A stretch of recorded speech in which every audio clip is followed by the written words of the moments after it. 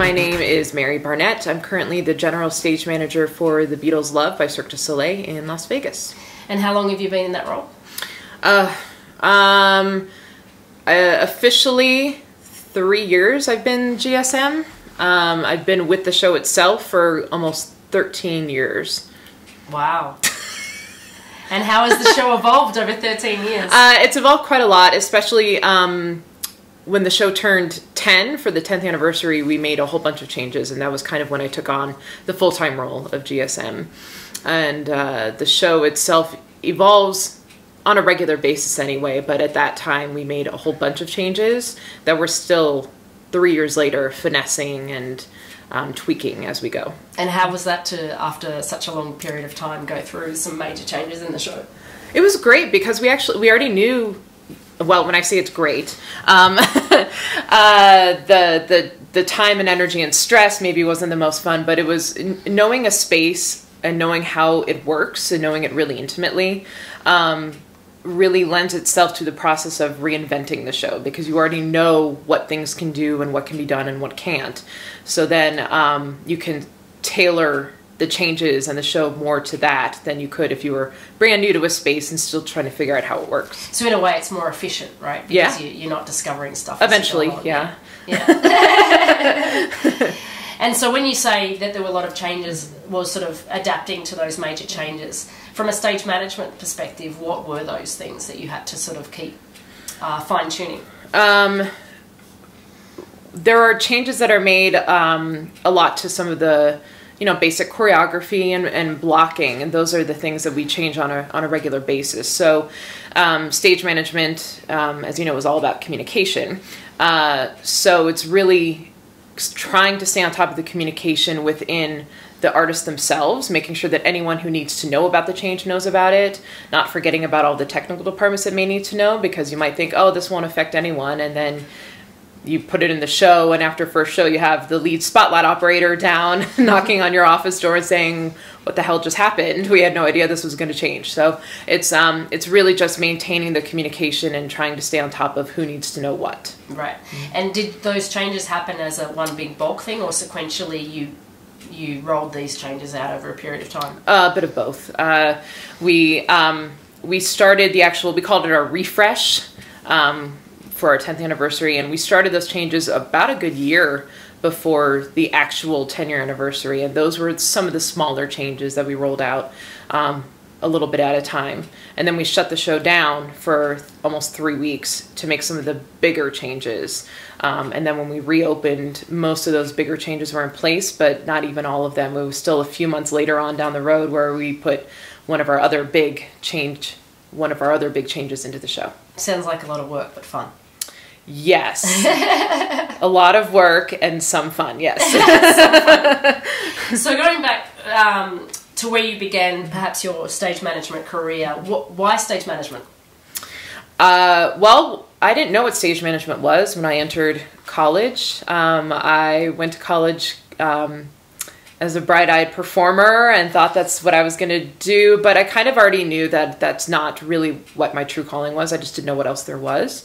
And then in my freshman year of college, I was working on one of the productions, I think as a spot op, and I saw a young lady wearing a headset, kind of telling everyone what to do and running the show, and I said, well, that looks like something I might want to do. And thankfully I had some professors who could see where my skill set was falling, and they guided me towards that and helped me out. And once I found stage management, that was it. Yeah. And so you finished your degree going from stage management, and then what? And where did you do your degree, by the way? It was at Wagner College. It's a small school in Staten Island. Right. And so you did that degree, and when you finished that, what was your trajectory into the industry? So right after I graduated, I went to work at a summer stock, essentially, up in Cape Cod, Massachusetts, and that was it was pretty much boot camp. Because I discovered stage management a little bit later than a lot of people, I didn't have a whole lot of shows under my belt from college, and going to this place in Cape Cod called College Light Opera Company, which is kind of deceptive. We did like 2 operettas, I think, and the rest were musicals. But we did 9 full-scale shows in 10 weeks, and I was the only stage manager. And it truly was boot camp, and it was learning triage when it comes to stage management, and trying to figure out in the moment what's most important to do, what needs to be handled right now, what can wait, and what just needs to be thrown away and not worried about at all. And that was a really great experience. And then that led straight into a production assistant for a national tour. And that was through a friend of mine who I went to college with, who put my name out for that. And then eventually that led to joining the tour as assistant stage manager. And that's how you got started? That's pretty much how I got started. And that was on musicals, right? Yes. And so you've gone from musicals. How was the transition from musicals to now the circus environment? How did you make that transition, or why? And then was there a lot you had to learn once you got to the circus world? The why, I needed a job. I didn't know how it would work. The show that I was working on in Vegas closed. It was a musical, and when that closed, the Beatles LOVE was just opening. And so I knew a couple people who worked on the show, and one of them gave my resume to the general stage manager at the time. And at the time, it was just for a 3-month-long temporary ASM contract. So I said, well, that's cool. I'll figure out if this is something I want to do, and they can see if it's something they want me to do. Because I really didn't know. It's a French-Canadian circus, and I like musicals. But when I joined them, it really was the same kind of environment that I love about theater in general, but especially musical theater. There's just more energy and more joy in the work that I found. And the same thing is in the environment where I currently work, and which is why it's really fun to just stay there for 13 years. And so you literally there worked up from ASM to stage manager to GSM. Yes. And what would be, you say, the key characteristics of your growth that allowed you to grow into that role? I think that maintaining humility is a key factor.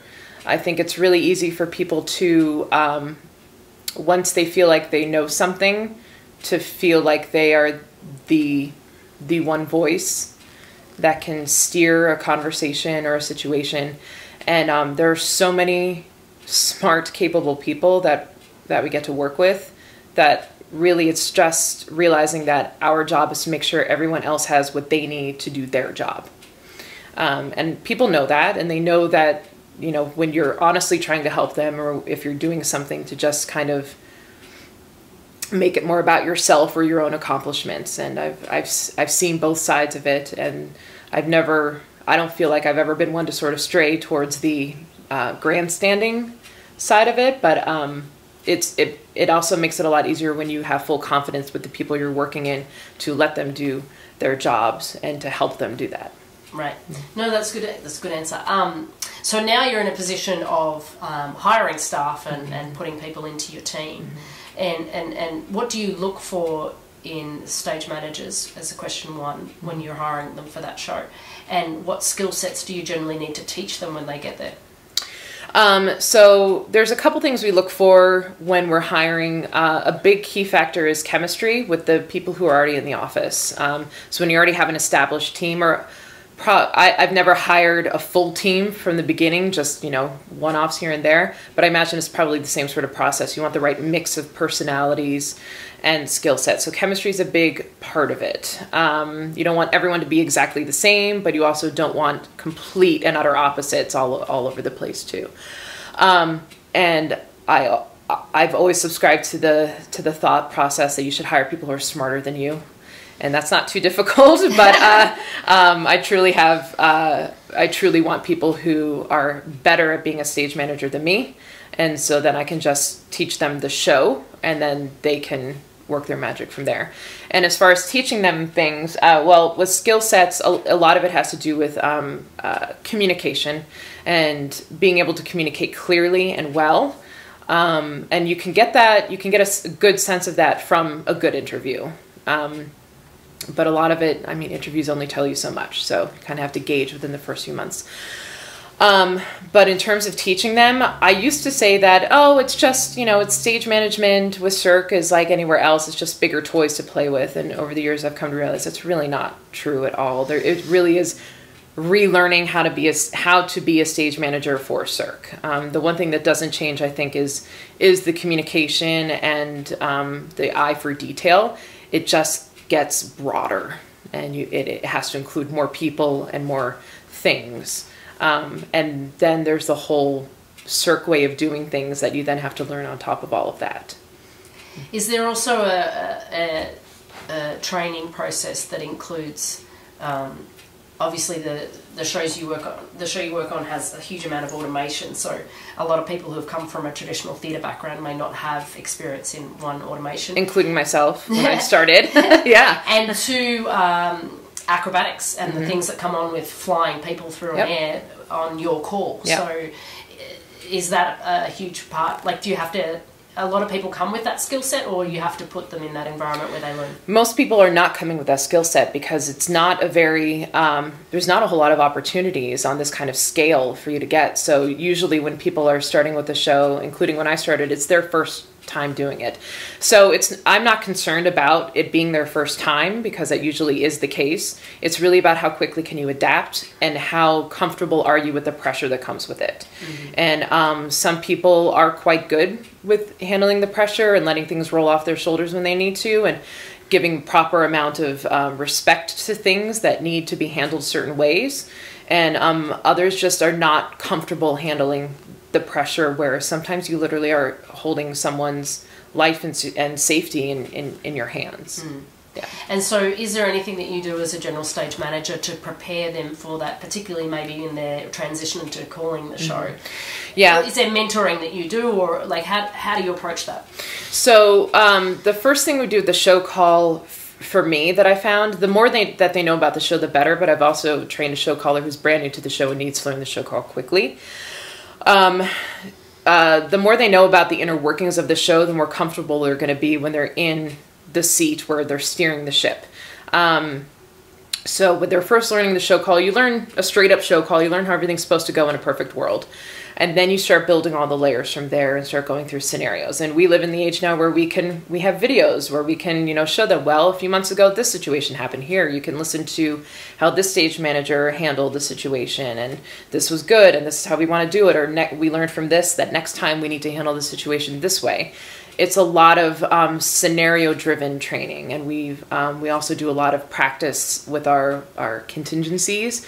If stuff happens during the show, we'll actually set up trainings for the calling stage, whoever's learning to call.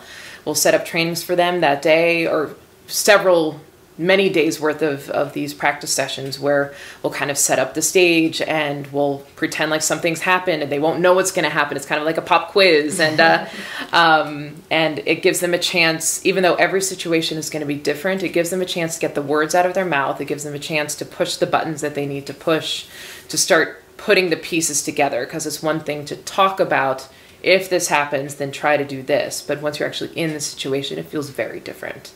So it gives them a chance to practice. Yeah, there's nothing like rehearsing for and repeating that rehearsal in preparation. So you record every show call for the potential ability to take that information and use it for training purposes? It's one of the reasons, yeah. We record for a lot of reasons, but that's definitely one of them. Right. And when did that start? Because I don't think that happened when I was there. No, that started, I think after I had already been calling, and we were still kind of developing. We were seeing how other people were integrating into the show call, and just realizing that the more people see of how situations can go, the more informed they are, so that when things happen, even though it's not going to be the same, they do have information about how it worked sometimes, so they can maybe take some of that information and adapt it. If any of your... I would assume at some point your show callers have probably made a train wreck of the show when there has been problems. What? Nothing but perfection. From a backstage point of view. How do you keep a caller who's made mistakes confident and willing to get back into the booth? Because, you know, having experienced that myself, it's a really scary thing to have to make those decisions, and then also to have the confidence to go back and do it again. So for sure. and having experienced it myself, I feel like everyone has those times where something just completely goes off the rails and all you're doing is second guessing everything that you said and did. For my staff, it's important to follow up right away when they come down from the booth, and you can gauge right away. And I know pretty well ahead of time who's going to react in certain ways. So I know if they need space at first or if they need the follow up. A lot of times they'll come straight to me and be like, "Yep, completely fucked that up. Sorry about that." But we'll also listen to the recordings as well and say, "No, I know it felt like this, but that's not actually it was. Do you see how like time stands still? It felt like 5 minutes passed. You reacted completely normally. This was fine. Okay, sure, there was this, but it's okay. Nobody was hurt. All of this was fine. So next time, try and remember to do this."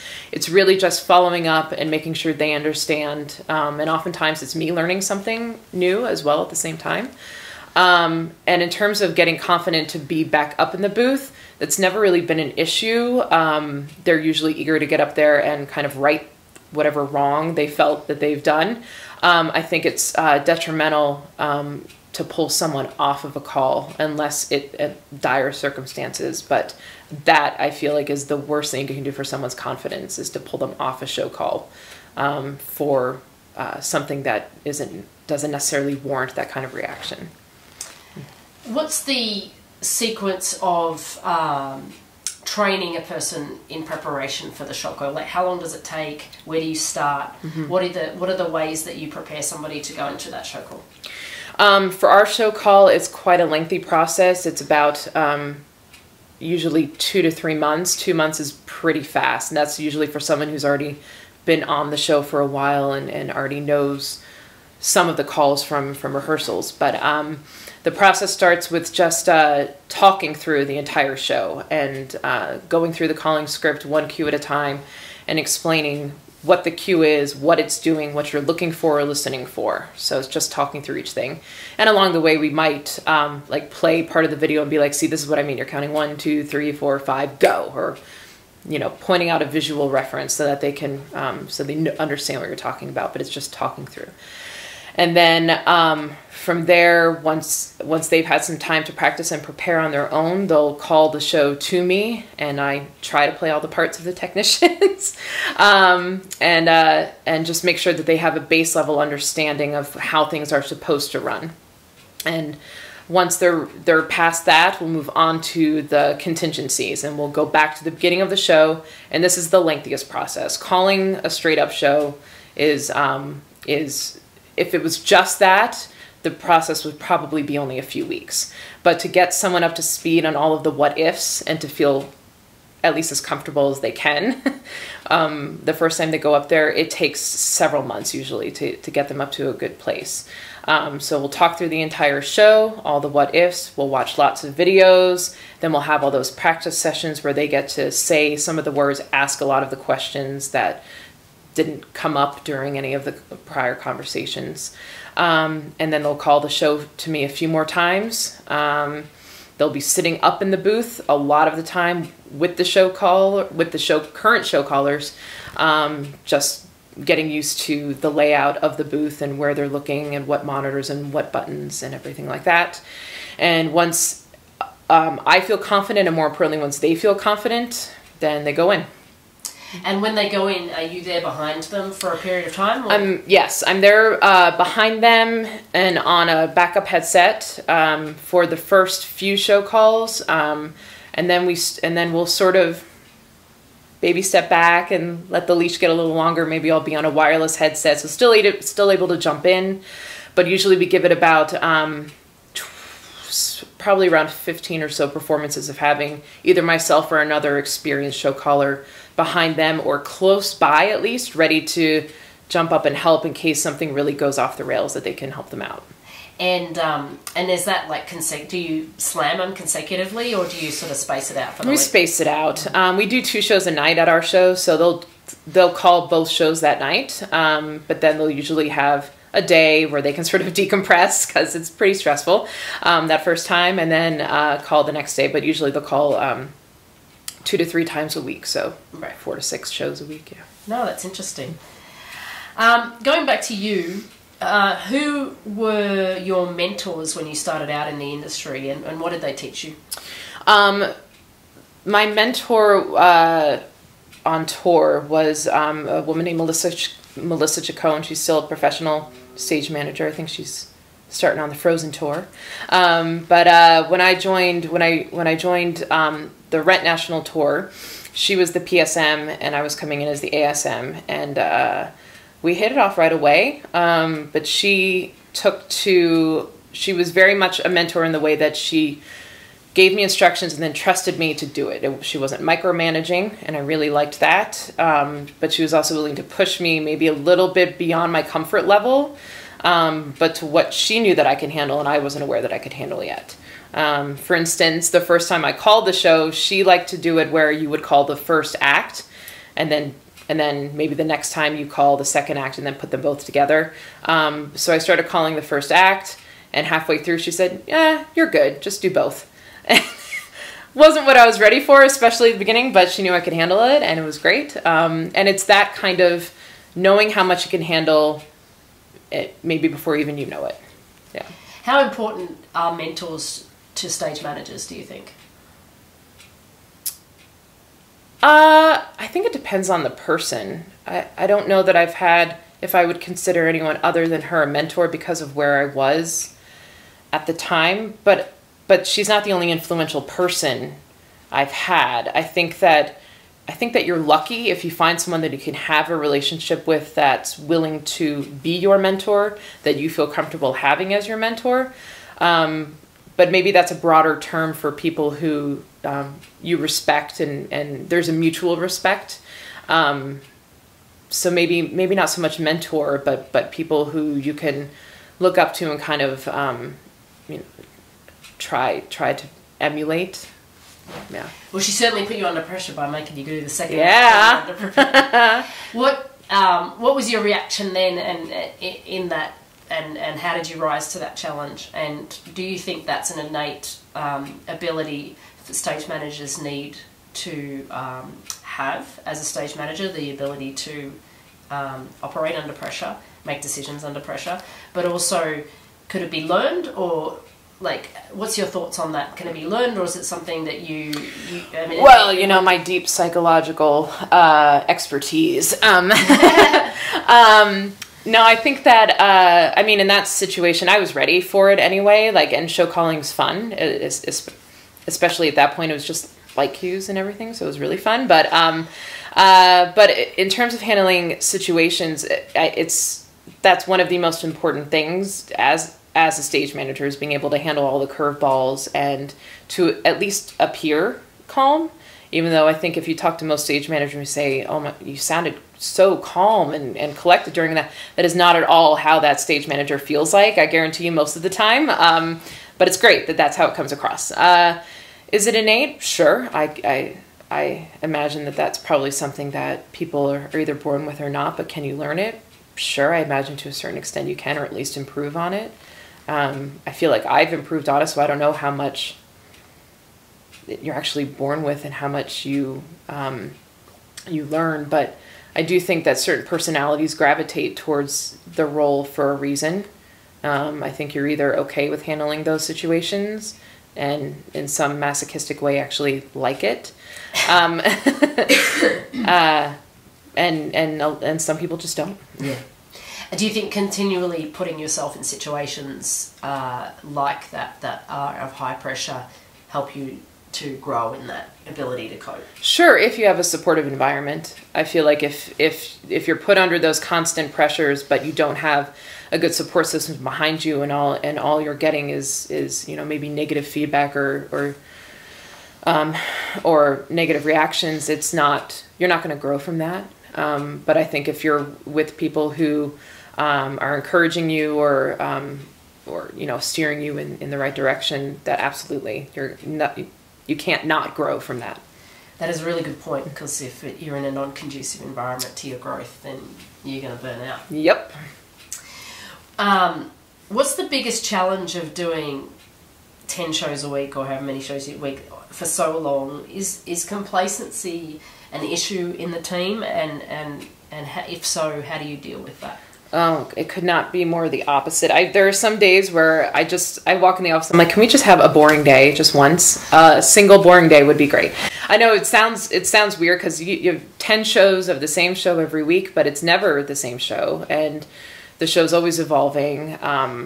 If it's not the show itself, there's maybe the company itself, but things are always moving around it.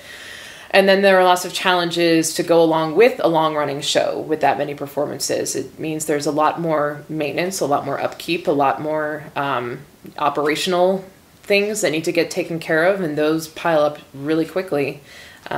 So it's maintaining all of that takes a lot of time. So we always say in our team that the actual running of the show is our break time.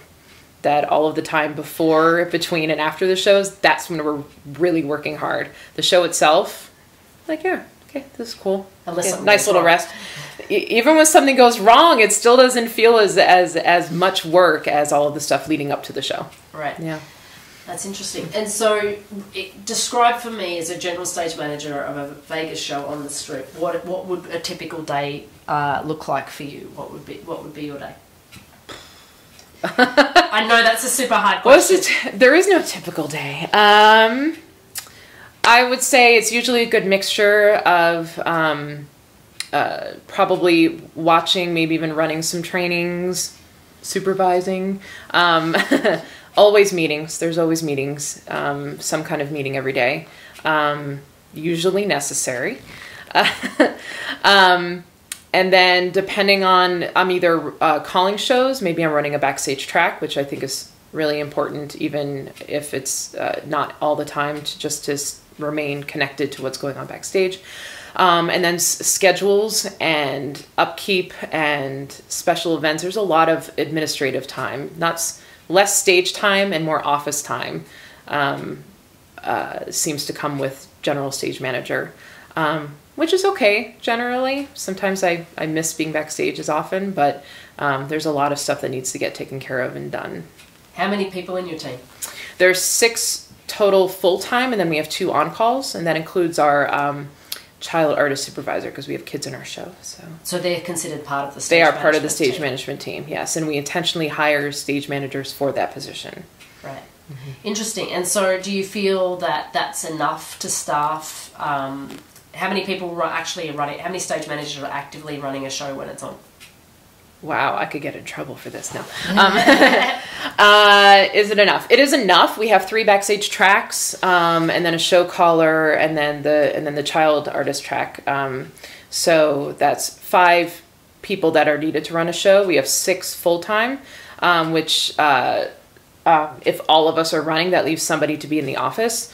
But half the week I need to be in the office working on all the schedules or going to all the meetings, so that leaves the rest of the team running the show. So if anyone else is out sick or needs time off or whatever the case may be, then we have to bring in an on-call. And sometimes it does get a little dicey. Sometimes we're not sure we have enough people, flu season hits and or home emergencies. So we actually, the dance coach on our show is actually our emergency backup. She knows one of the tracks. So a couple times now we've had to ask her to step in quickly when we've just been understaffed. How much are you dealing with the technical department, and what's the interface there from a circus point of view? I'm heavily involved with the technical departments. They're very technical shows, so much of our communication, as much as it is with the dozens of artists, there's even more technicians. So even if it's not one-on-one with specific technicians, it's very much with the supervisors and heads of department. Regular meetings with them, regular follow-ups with them, because the show is always changing and evolving. There's always things that need to be addressed. New artists come in, and we do tend to tailor a lot of things to individual artists. So when that changes, it's going to change things, the way we're doing certain things.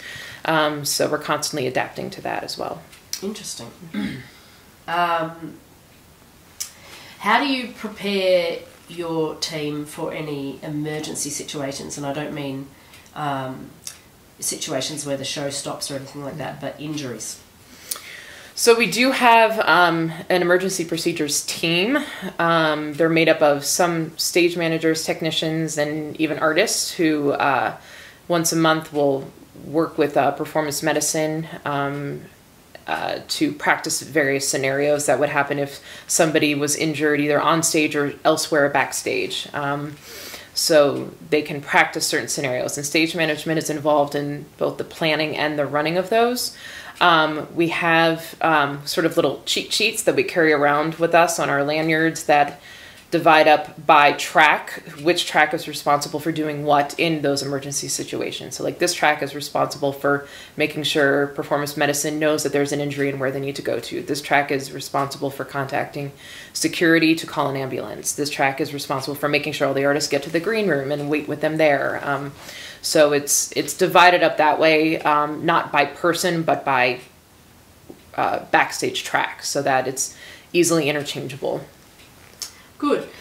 So on a more personal situation, you're in a very fortunate situation to be able to be a parent and also a full-time stage manager, which is quite a unique situation. With, you know, Vegas offers that, and there are a few other locations that do that. How does that work-life balance work for you? And would you have any advice to people who are looking to be a parent in the industry? Yeah, I didn't know that this would even be possible. I remember graduating from college and being like, well, I want to have a family and I want to have a life, but I don't see how you can do that in the entertainment industry. And you're right, Vegas offers that, and it's really, really special. How does it work? I don't sleep much. My husband works day shift and I work evenings.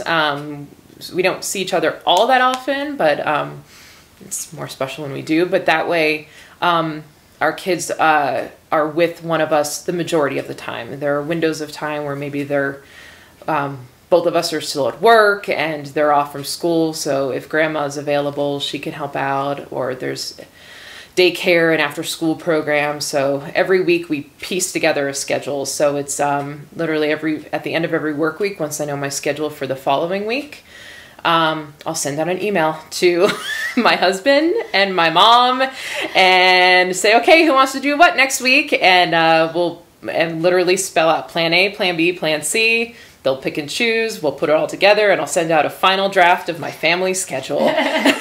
So you're stage managing at home as well? Literally stage manage my home schedule as well. But it's the only way to do it, and they're different places at different times. So we just and then you factor in all the activities that they're doing, and you just need to make sure everyone understands where they need to be. So that's kind of how I keep that in check, so that everyone knows where we need to be.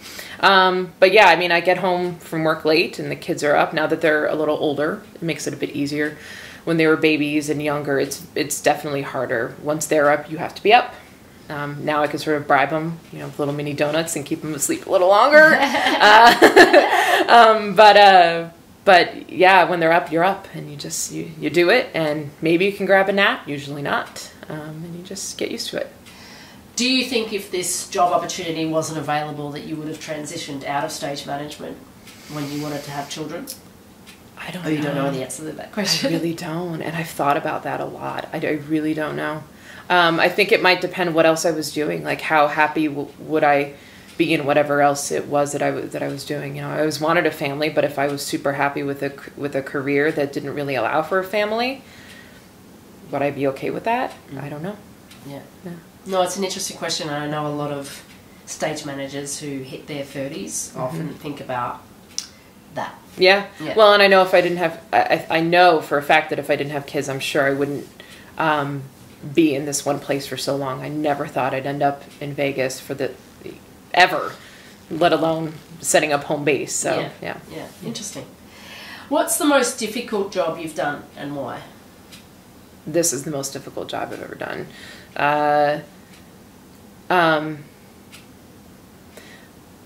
Why? Because I think the pressure of safety is very prevalent, and it's something that you need to kind of walk a thin line, where you need to remember that above all, the safety of your performers and your technicians are first and foremost. At the end of the day, it's just a show. These are their lives, their livelihood. So respecting that. But if all you're doing is sitting there thinking about, oh my God, this could affect their lives and their livelihood, I mean, you go bonkers. You wouldn't be able to operate under that. So it's walking a thin line of always remembering that, but not dwelling on it. But that pressure is always there. So, you know, I really, really care about them all, and I really want what's best for them, and I want them to be happy. So I think kind of that constant pressure of making sure they're safe and happy is, yeah, it takes a toll. Yeah. Yeah.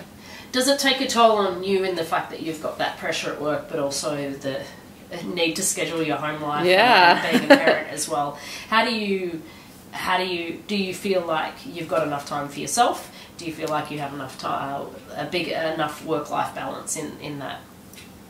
Enough time for myself? No, definitely not. But I knew that coming in. I mean, it's gotten a bit better with the kids in school in terms of having time for myself. But the offside of that is that that's less time with them. But it also means that the time that I'm with them, we make the most of. Like, we're hardly ever just sitting at home staring at each other. We're usually doing something fun together, or if we are at home, it's doing something fun together. So I think I don't feel the pressure of one invading the pressure of the other necessarily, but I think that is because I do have a really awesome support system both at work and at home, where everyone is good and wants things to be good. So that's definitely helpful. That's good. If you had advice, personally or professionally, for people trying to get into the industry as stage managers, what would be your key? Run. Just try not to say no for a while. A lot of it is going to be getting experience, and don't go into anything when you're starting off with a sense of entitlement. You're gonna have to pay your dues. If you don't pay your dues, people know it, and then that can reflect back on you as well. So just go out and work, and don't settle down at first. Don't try and live in Vegas for a couple decades straight out of college. Like, go, or wherever it is you're starting from. Go and do as much as you can, so that when you get a bit older, a little more seasoned, you can be pickier and choosier about the projects you want to work on. And also know what you want to work on. And know what you want to work on, for sure. Yeah. I never thought I'd like the French-Canadian circus. That's not what I went into theater for. Is there any particular things, either personal and professionally, apps, software, things that you use day to day from a technology point of view that helps you get through your organizational aspect? Ooh, lists are so important. What's your app for lists? My app, do you know what? I just use like the thing that comes with the iPhone, like the notes. The note. No, I don't use notes. There's like a little. It's like Google checklist. So right. I have several of those that I maintain. There's like, if I'm at home and I remember something I have to do at work, I add it to my work checklist, and something at home like, oh right, I have to reschedule the dentist appointments and put that in. But yeah, I have lists for lists. But I also have a grocery app. That's important, especially if you have a partner who doesn't like to write things down. He can just open up his phone that he's always on anyway and just add, whatever chips or crackers or whatever he wants. And then when you go grocery shopping, it's already there. That's a super good app. What is it called? There's tons of grocery apps, but ours, I like it simple. The more complicated it is, but we use like Our Groceries or something like that. Yeah. No bells and whistles, just straight up added, and yeah. And anything else on the computer that you use? I mean, at work we have, there's a lot of like Cirque specific proprietary software that we use, but I wasn't very comfortable with Excel, I'll say, when I used a lot more Microsoft Word, but Excel is a lot easier to use for a lot of things very quickly, so I use that for pretty much a lot of things. All of our scheduling we'll use that for. Have you seen or heard or looked at any of the stage management software out there on the market, and do you have any thoughts on that? So I know that there's some, but it's not. In fact, one of our former stage managers of Love designed one of the apps out there that's really good for recording blocking, but we don't really need to use a lot of the stuff. The apps that I've seen so far hasn't really been something that would help us just with our specific situation of a long running show that requires us actually to use a specific set of software. So for us specifically, it doesn't really help. Yeah. Yeah. But you haven't seen or looked at any of them from a personal interest point of view or anything like that? I mean, I understand because for your Cirque proprietary software, well, it's not only that. There's no reason to use anything else, and there's such a specific application for what you have to do. So. Well, I mean, out of curiosity, I would, but I don't really have time to use the bathroom on my own, let alone like just kind of look into things for fun. Like eventually I'll get more me time, and maybe I can look at it then. It is interesting from an international perspective to see how different shows evolving and how people are adapting to certain technologies. You know, are stage management teams using iPads now, or is it not, or is it not something that you use, and how do they use and what apps? And that's particularly why I'm asking. I feel like in Asia they're a lot more technology driven, and so therefore do you have a messaging group with your team? Yeah, so we do. And we do have an iPad that we use. There are several that are used throughout our various teams for various purposes. But we use iPads. We use iPads to sign in now because there's a whole now coaching and performance medicine software that is striving to prevent injury. So really trying to stay on top of the well-being of artists before they even get injured. So a lot of it is recording that. So we have some part in that, but not their personal health information. And then in terms of like messaging groups, we have a whole message group, which is on Slack. Right. So we use Slack, and that's for performance medicine coaches and stage management to stay in contact throughout the day about various, who's out, who's in, who's missing, who's not, all of those various updates. And you would have seen the evolution of that coming into your workday. Oh yeah. And do you see dramatic? Is it better? Or how much has it improved, or is it just more? Yeah. No, it's so much better. And even with art, like when I first started the artists, we didn't really people didn't really text. People texted. It's not that it didn't exist, but it wasn't like the standard form of communication yet at that point. It was still, call up someone, and maybe they don't even have a cell phone. They still have a landline. And, but now everyone texts. So we're able to text and call artists. We send them update, email is a huge form of communication, and that makes everything much more streamlined. So I think things are done more efficiently that way. So fully support it. Do you think you communicate more often because of it? Yes, absolutely. Instead of just being like, oh, well, I'll wait to tell them that when I see them. So you can tick it off your list. Exactly. But one of my many lists. Do you ever have an empty list? I'll show you mine later, then you can actually see. Oh, I'm sure your lists are crazy. I think that's about it from what I've got of my questions. Okay, I gotta go pick up my kids soon. Good, exactly. There's the reality of your own schedule up we've got to keep. So thank you very much for your time. Thank you.